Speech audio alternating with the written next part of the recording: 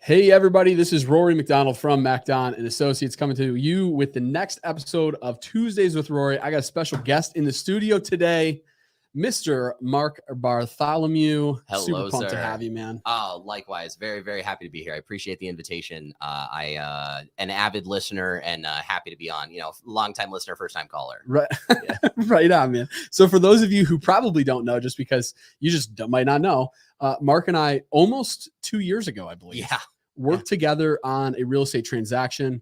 Both of us at that point were at two different companies, I believe, too. Yes, we were. And really just a lot of change. I'll say hit it. Oh my gosh. Yeah. I'll say hit it off in the sense of like, we both care about people. We both care about what it is that we do here in the real estate market here in Metro Detroit. We care about Metro Detroit. Yes.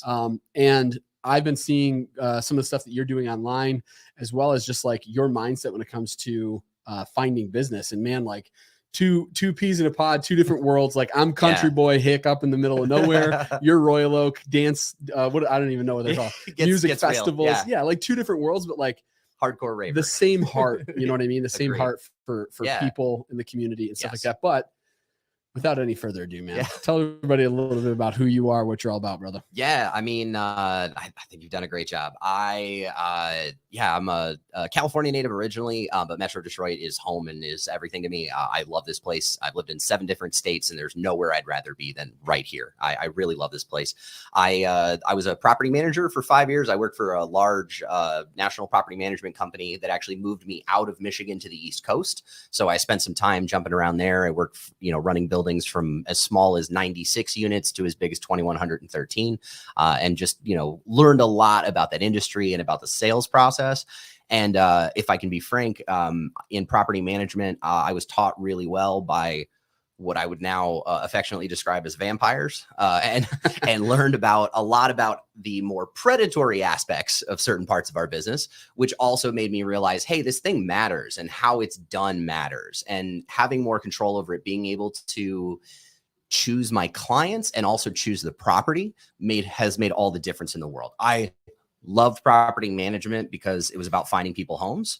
But when somebody showed up at my building, I had to be like, well, here's this building. Whether it suits you or not, here's my best pitch for this building. Yeah. Now, when I show up at a place with a client and they're like, I don't like it. Cool. Me neither. On to the next. Yeah. And so it just gives me more flexibility. I love the property management world, and I think it served me really well, but it got me here, and real estate has just, I got into it just before the pandemic, which was, turns out, awkwardly timed.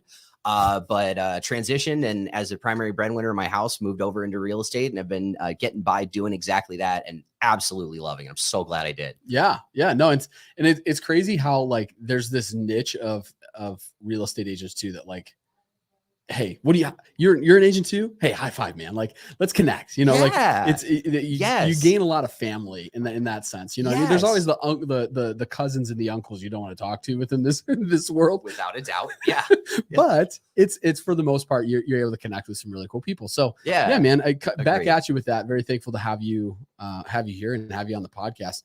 One of the things that kind of spurred this conversation and saying, hey man, are you interested in coming on and being a part of this podcast was what it is that you're doing with social media. I noticed it on your Instagram, and then also on more specifically your TikToks, where it's revolving not necessarily around like selling somebody or convincing them to call you or anything like that. It's really just around the idea of, here's what it is that I see with this particular home. Here's some things that you should keep in mind when it comes to doing a walkthrough, or if you're at an open house, we'll look for these things. Tell me a little bit, what's the heart behind that? What's the idea behind it? Where are you coming from on that? Yeah, absolutely. So that is something that, I have heard from a number of my clients. I've been repeatedly told by people that I'm working with, man, you should be an inspector, because I just know property. Because when I got into this industry, what I figured out early on was, okay, I know big buildings. I don't know individual houses, and I need to learn about this. And so I was actually, I was at a great brokerage, and I was picking up work for other people where I would stand in for their inspections. And I would go along and ask all the nosy questions to the inspector. And, what does this mean? What does that mean? And by asking a lot of questions, I learned a lot about property. Now I know those things. And I think a lot of agents are scared to give feedback on property. They don't want the liability of, let me say something that turns out not to be true or accurate. And so there's a lot of fear around it. And in my personal view, I think we do our clients a disservice with that. I think if you know something, you can qualify it. You can be like, I am not telling you that it's exactly this, but I'm telling you I did a deal, something that looked like that turned out to be kind of a problem. Maybe you should know about this. Yeah. And again, it's always up to the client to decide how they want to feel and what they want to do with that information. But I think it's an obligation of agents to inform your clients to the greatest degree possible.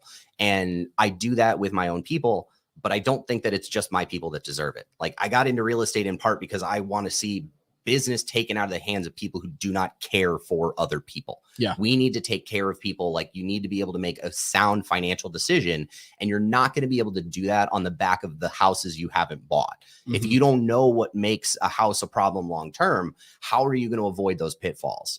You need an informed consumer with you. And to me, that's what a realtor is supposed to be. You're supposed to better inform them. And so I say all that to say, the TikTok stuff is about the things that I see in houses that are potential problems long term, but things that I just want to instruct people on. I don't care if I'm not going to get their money. I would always rather people be better taken care of. I want to make sure that they are better informed so that they don't get fleeced by somebody that just doesn't do their job. To be frank, there are a lot of agents who just don't do enough, who don't take their clients seriously enough, who don't answer their questions thoroughly enough, who just are not there for them. And I have a problem with those people. And if I can better inform a client, even if it's not going to make me money, I would always rather do that. Yeah. Yeah. I'm sure listening, you guys can understand now why I have Mark on the podcast. He's very eloquent with his words, but again, like if you've worked with me when it comes to buying or selling a piece of real estate, you know that this is my heart too. Like it's not about the house that is being sold. It's not about, it is everything revolving around the person that we are working with. Yes. And if you are okay with a busted up foundation, high five. But I am not going to be the person who does not inform you that might be a busted up foundation. That's right. I see that sag. I can't unsee it. Right. You need to see that this wall down here in this basement is not straight. It's not. I need to point this out to you. So it's a breath of fresh air in a lot of ways to know that you're out here in the market taking care of the families that you are. When it comes to doing this, and this with my properties too, man, like the exact same thing. Things come up in inspections. We had a house just recently that owner didn't know it was a Royal Oak house. When you hear Royal Oak house, what's the one inspection that you're going to suggest everybody to get? The sewer line. Get the sewer line scoped, right? Seriously. It got scoped. It ended up being a broken pipe. The seller didn't even know. They didn't even know. And it's not you're a bad seller. You're trying. No, quite honestly, there are instances where people find things within inspections that you just plain old, you did not see. You did not know. The basement's finished. Oh my gosh, there's an issue with the foundation and it was behind a piece of drywall that no one would have ever seen. This is not a hit on the person trying to hide it. This is really just, hey, we want to know what we're buying and you want to know what you're selling. And no one wants to.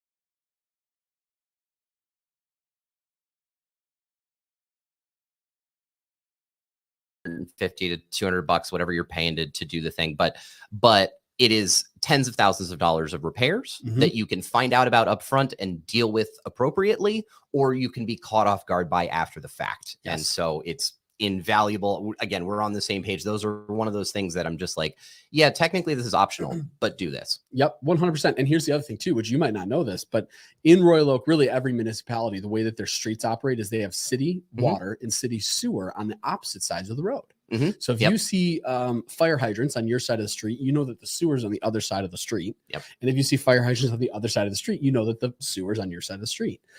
That one little difference of just knowing that is the difference of the cost of your sewer line being torn up and replaced, almost doubling if it's on the other side of the street, because now you're tearing up cement, you're redoing the cement. Like now you got to get the city involved, and everybody's got to know and that they are holding you accountable for that cost. 100%. So again, this is just for everybody. And another piece with this, and this is a tag with Royal Oak Insurance Group here, there's sewer line coverage.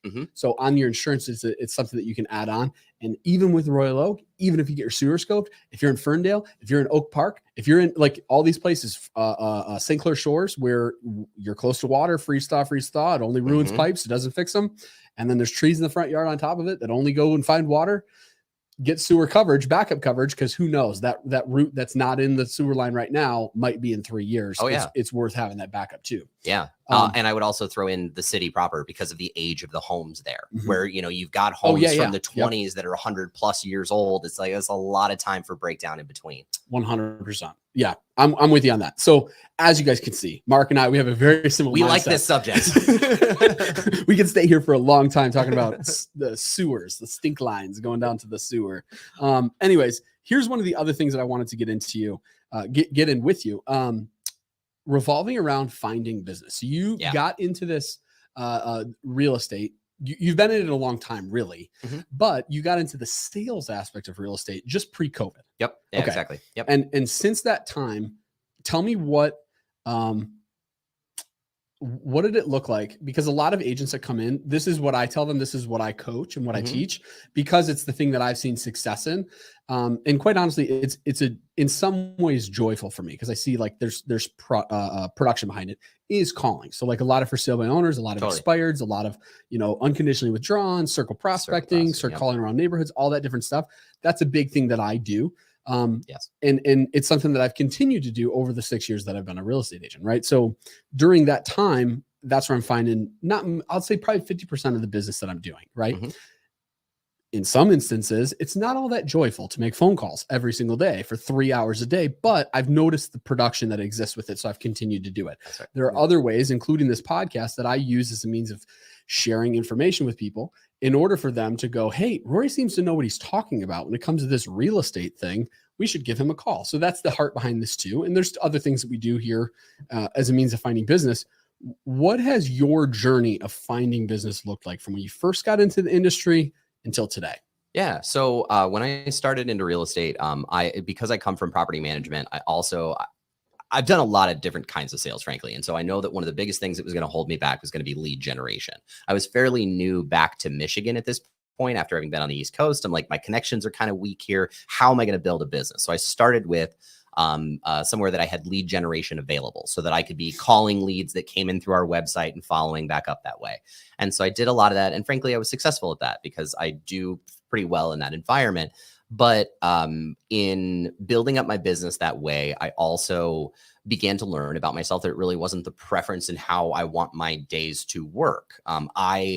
I don't want to get too woo-woo and hippie, but I do kind of believe in keeping yourself on a particular vibe in a particular space, headspace that keeps you going in the right direction. Yeah. And I found that there were mornings where I was waking up enthusiastic to make my phone calls, and I would get 2 phone calls in and get the hard no of someone who's uncomfortable that you bothered to pick up the phone, and it would detour me. And honestly, there's some people who are totally cool with it and just let that fly. And I have all the respect in the world for that. I'm just not one of them. If you don't like the thing I did, I feel bad about that. I'm not here to harass you or make your day worse. That's not what I want. Yeah. And so I was looking at, all right, what can I do that allows me to reach people without having to invade their space?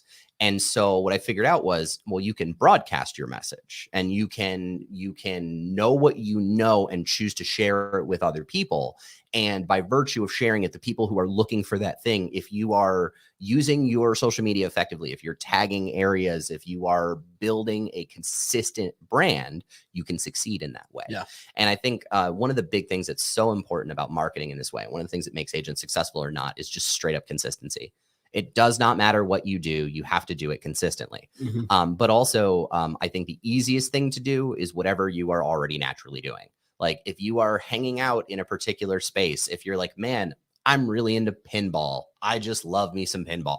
Cool. Then love pinball and go to the places that do pinball and go talk to the people that work there and go make connections with the people who already love the things that you love. And then every so often mention what you do. And it'll come together. You don't have to be like, hey, are you actively trying to buy and sell a house right now? You just got to be like, hey, Bob, you know, I'm around. Smart. Yeah. I was selling a house, but yeah, what's the deal with the table? You know, you talk through your actual passions and people will discover what you do. Now, you can't be passive about it, you know, but I think the old way of thinking is you have to manually do the work and you have to make the thing happen. And I think that we do the work in more of a proactive way now. We say, okay, I'm going to build the video series around a topic that people care about, and then people will find me, and I will improve on the quality of those videos, and then more people will find me, and I will get better at this thing. So I think the methodology is about putting your message out so that people can find what they need instead of going and stalking them and finding them that way. Yeah. And I don't mean to throw in stalking as shade for the people who do that well and are comfortable doing that. It just wasn't the strategy that I most enjoyed. Sure. That makes a lot of sense. And again, very eloquently put that together, my friend. Thank you. Appreciate that. But no, like, just to give you guys like practicality behind this, you said pinball. Dude, it's a great example, but like practical for other people. Okay. So like if you're going to the gym every day, there's 30, 40 other people in the gym, depending on where you are. Yep. Have a conversation with one, you know, like, that's right. It's not that it's not abnormal. In fact, one of the people who work here all started from a conversation that was struck up in the middle of a sauna. Like, and then we're like, hey dude, like come and sell life insurance here. Like, you're really good at what you do, and we want to be a part of what it is that we want you to be a part of what's happening here. Jump in, man. Come be a part of this. Like, that's the kind of stuff that happens if you just talk to people and you have a real conversation with them. Yes. And this can happen, like I said, at the gym, at pinball, at if you're part of a pool, your kids go to the pool. Yes. Have a conversation with the lifeguards. Seriously. Like it's kids a lot of that. In particular, I'd really like to hit on that. Like if your kid's involved in some kind of program in a school league, if you're like, you know, part of a travel team, any of that kind of stuff, whatever you are already doing with other people, just make one more connection than you might make. Yeah. You know, say hi to one more person, stretch yourself just that little bit more, and it will do a world of good if you do that every day. 100%. And to get super practical with this, to give people, and I want, if you're willing to get into like the, not the financial side, but I think you know what I'm talking about with like what you do with the festivals. Yeah, absolutely. So here's the cool thing. Mark walked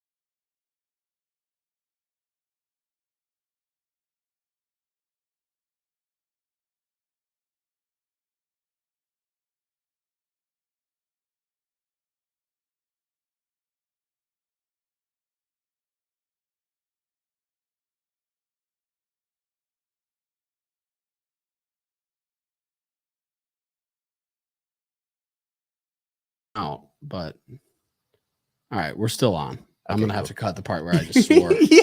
My grandma watches this, she's gonna be pissed. No problem. Dude, this has never cut out before. That's so weird.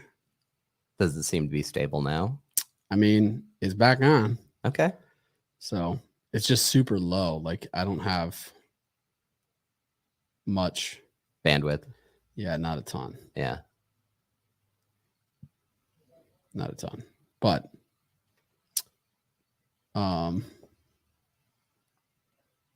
me do this, please. So tell us a little bit more. Tell us a little bit more about these stickers, the heart behind it, what it is that you're doing. Yeah. So basically, I was going to a music festival last year, and I heard ahead of time, you're not going to have cell phone reception for a lot of it. I'm like, well, I want to meet people. How am I going to meet people if I don't have a functioning cell phone? I was like, well, I'll put all my information on something. And I was like, a business card is silly. It's not business. This is for pleasure. This is because I'm meeting people I like. What am I going to do? So I came up with the idea for a sticker, and my wife designed it in way less time than it should have taken her, and just came back with it. I had a friend of mine who printed the initial batch of 500 of them, which did not make it through my first forest. Okay. And so I was like, wow, I'm like meeting a lot of people through this thing. And basically the criteria for getting a sticker is you have to have been nice to me or someone else, and I have to have seen it happen. It's the only requirement. So it's either really, really low or infinitely high, depending on how you look at that. So like if somebody's nice to a stranger, you qualify for a sticker because we're friends, because I want to make as many connections with people who are treating people well as I possibly can.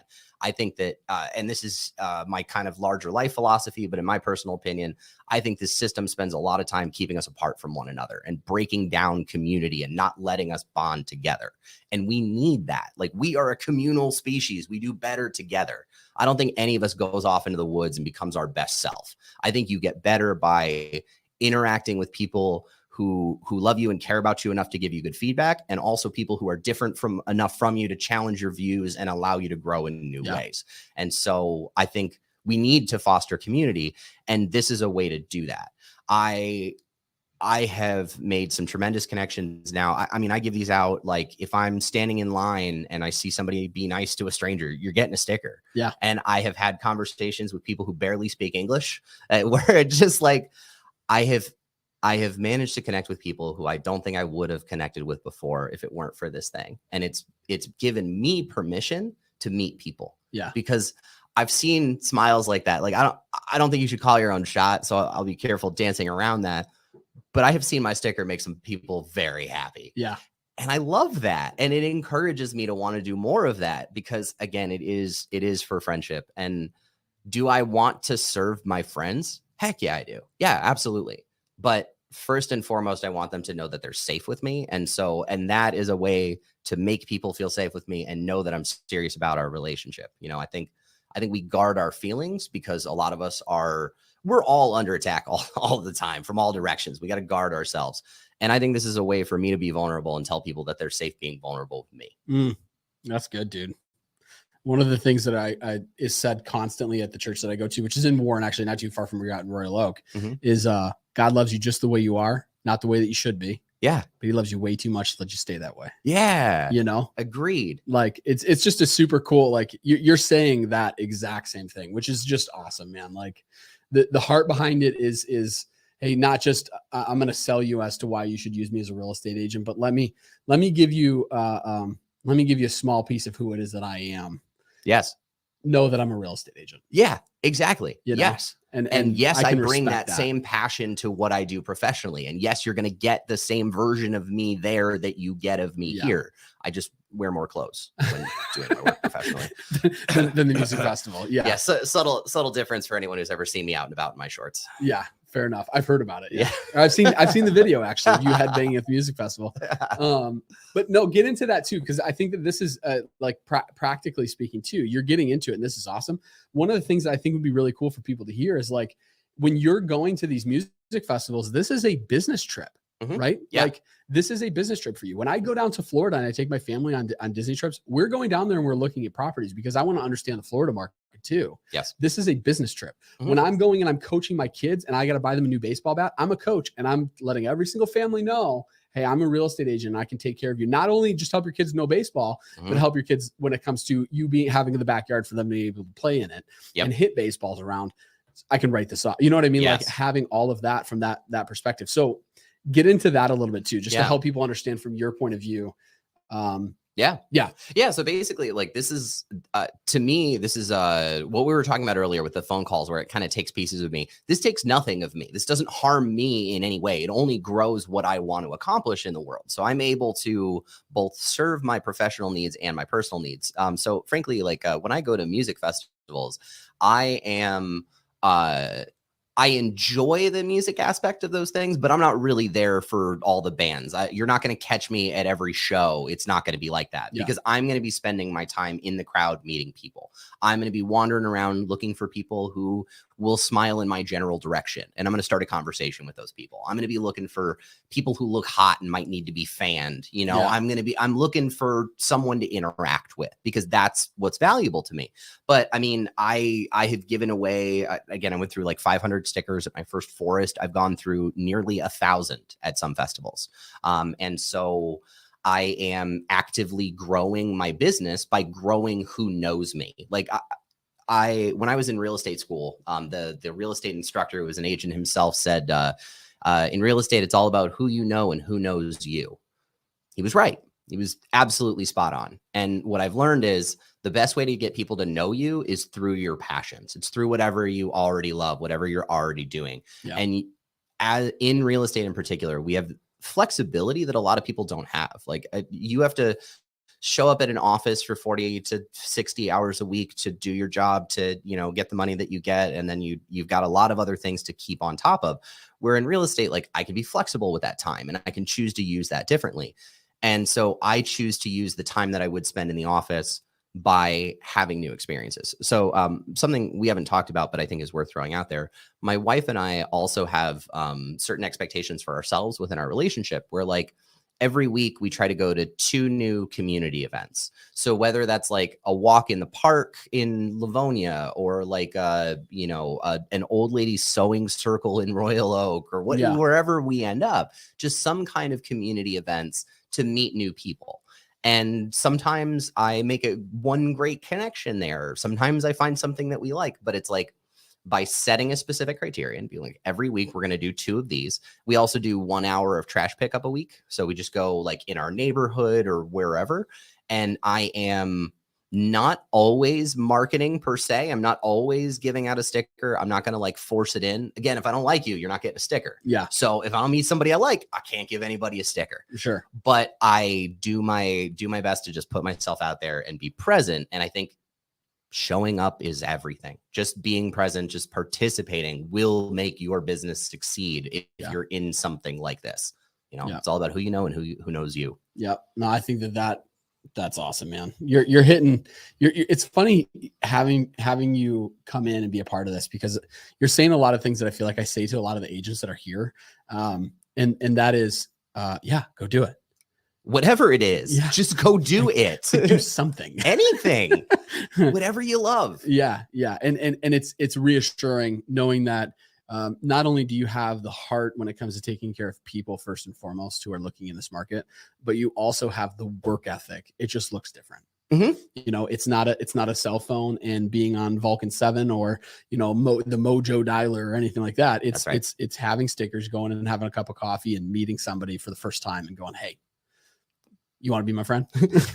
Now, please believe when I get the annoying client call at 11:30 on a Saturday night, I'm still answering that call. For sure. So you have to. You know, you still put in the work, but you put it in where you're willing to put it in. Yeah. And, you know, you compensate by hard work in the things that you're already good at. Yeah. Like if you've got weaknesses, man, build a system around those, you know, figure out what you are good at.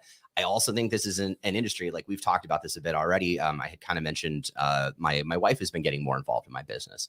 And I think in general, the people who succeed the best in this business figure out exactly what they're good at and what they're not. They know their strengths and weaknesses, and they don't pretend that one is the other or vice versa. And instead they go, okay, I'm going to specialize in my strengths and I'm going to find someone to offset my weaknesses. Somebody who's already going to do the things that I don't do well. And I just need them running all the time next to me so that we get it all done. Yeah. And I think that's a big part of what this is. You have to know who you are. You have to recognize your strengths and weaknesses and be willing to compensate for those. Be willing to ask for assistance and to build a system that will assist you with what you're not good at. Yeah. Yeah. That's one of the things that people don't often understand when you get into real estate. You're not just an employee of EXP, of Good Company, of Remax, whoever it is, right? Yeah, exactly. You're a business. Yes. And I'll say something that a lot of real estate brokers and a lot of real estate agencies won't sell. They need you a hell of a lot more than you need them. Every single brokerage in the state has a ton of really amazing things for them to offer. It just comes down to which one lines up the best with you and what it is that you're trying to make happen and what your heart is for the community. Yep. And all the other stuff is all fluff. Yep. You know, like it just is reality. But no, man. Any other words of wisdom? I feel like you've got like this list of one-liners that like you could just. I do love me a one-liner. Do you? I do. So I think it's funny what you say about brokerages, because I've actually been thinking a lot about that, because I moved brokerages just a few months ago. I had only been with one brokerage the whole time, and I moved over, and I am very happy with that move. I love what I'm doing, but I've also realized, like, and we can give a shout out to them. Good company's awesome, dude. Good company. Jim Schaefer is the man, and also puts his money where his mouth is. Like one of the big reasons I'm there is he puts a lot of money into the community locally in Ferndale and Royal Oak, because he believes in those things. And I'm about people who believe in their stuff and put their money where their mouth is. For sure. You know, but at the end of the day, it's an individual performer kind of thing. Like, I'm an independent agent. I could be an agent on a team. I could be part of someone else's thing, and I could do their thing how they do it. But that's not what I am and not what I'm here to do. Instead, I'm in a place where the values align with mine, so that when I show up and I want to be excited about the world, or excited about real estate, or I want to talk about the thing that's top of mind, I know I'm going to find people who want to talk about the same things that I want to talk about, because that keeps me engaged. But your brokerage cannot do the work for you. Your brokerage is not going to make your business. You make your business, and nobody can do it for you. You make your business. It's not me. It's not Mark. It's not your broker. It's not the name on the building of wherever it is you go. Right. It is you that makes your business. Go ahead and continue. Completely agree. Yeah. If anyone ever tells you that their brokerage is going to do all the work for you, they are lying, and you should find someone else. Well, not only that, but I talk to people all the time where they're like, yeah, I moved over to here. And you know, if I feel like if I'm a part of this particular branch or that particular branch, then no one's going to want to work with me, because this name is a bigger name than that name. Sure. And my thing is often to them is like, why do you view yourself so little? You know, like, reality is no one's calling you because you're a part of EXP or Good Company or Remax or KW. No one's calling you because of that. They're calling you because you're Mark. They're calling me because I'm Rory. They're calling, like, that's the reason why they're reaching out. It has nothing to do with the business name that's on your card. Here's the thing. Is this really inflammatory? Because I feel like, according to the brokerage side of things, this is like an inflammatory thing to say, but it's just the truth. I mean, when I talk to people, like, I would say the average person, like, I loved working for the Remax brand, and I had certain expectations about what that would mean, because I was like, well, I've heard of that one. Didn't mean what I thought it meant. Because in general, it is about the personal connection that you make with a client. Nobody is so in love with the logo that they're working with you. Sure. It's just not like that. It's, do I trust you to handle my business? Yep. Were you there at the moment that I needed someone? Like, were you top of mind at the time that I needed a person? It's not your brand logo. It's you personally, and whether you were on my mind. Yeah. It's just what it is. Yep, 100%. And I think we should wrap up with that, brother. Very thankful for you coming into the studio. Likewise. Being a part of this, man. We need to do it again. I think that this would be awesome to make this happen. But again, very thankful for you. Thankful for your wife making time. I'm sure maneuvering the schedules around and being able to make this work, dude. I'm very thankful for it. Thank you so much. I really do appreciate you having me. I'm glad you were out here doing this thing. Again, the goal at the end of the day is making sure that people know more about real estate so they can make the best decisions for them. And I want to help everybody do that. And I'm glad we're on the same mission together. Love it, dude. Love it. Very thankful for you guys too. Thank you for tuning in to today's episode of Tuesdays with Rory. We will catch you next time. Besides